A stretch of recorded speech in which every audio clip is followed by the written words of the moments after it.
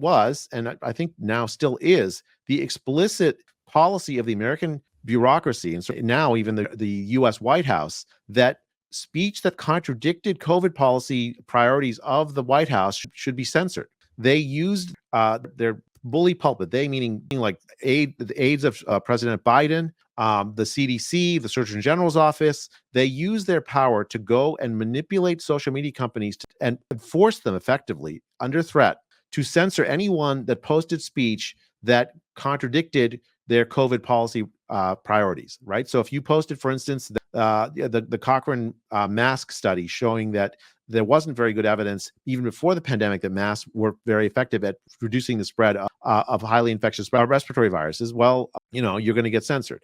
If you posted about school closures, you're going to get censored. If you post that the vaccine doesn't stop you from getting or spreading COVID, you're going to get censored. The social media companies put in place automated algorithms, AI algorithms, to identify posts that violated the things the government told them ought to be censored, and then censored them. They did this not just with these AI, and they used like universities to launder these censorship efforts. So they gave a whole bunch of money to Stanford through the NSF. Then Stanford Internet Observatory embedded themselves within these social media companies, and to hold these social media companies, oh, these are the posts that are like violating, that are spreading misinformation, where the priorities are given to Stanford essentially by the government. Right? The NSF says, here's what we think is important for misinformation. And so you have this sort of direct violation of normal standards of free speech rights in this country.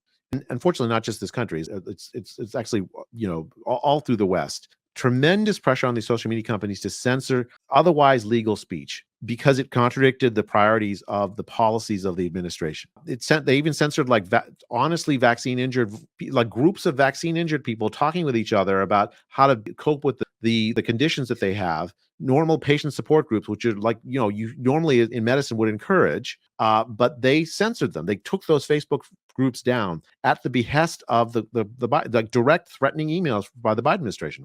The Missouri versus Biden case, we brought this case, the Missouri and Louisiana Attorney General's office brought this case in 2022, August of 2022. I was a co-plaintiff in the case. And the discovery in the case, like we got to read the emails of the Surgeon General's office, the White House, the FBI, the CDC, and it's absolutely shocking, Randy. As an American, I never thought I would see the day where there's just this like blatant disregard for free speech rights as a matter of policy of the government, the bureaucracy, and the